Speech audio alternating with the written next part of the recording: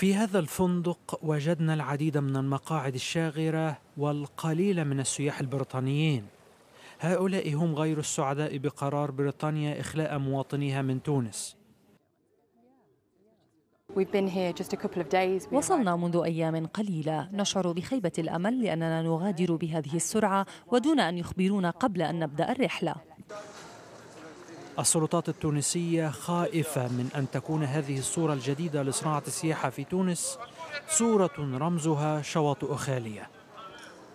رئيس الوزراء التونسي يصر أن كل الممكن تم اتخاذه لتفادي تكرار الهجمات الإرهابية، لكنه يعترف بوجود تقصير أمني واستمرار التهديد، وهو ما يعني أن تدفق السياح البريطانيين منذ أسبوعين خارج البلاد سيستمر.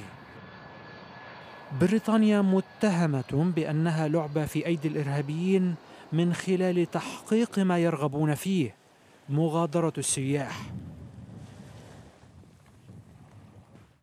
فالسياح البريطانيون يغادرون ومعهم الأمل في توفير مزيد من الوظائف في هذا القطاع الحيوي بهذا البلد السياحي.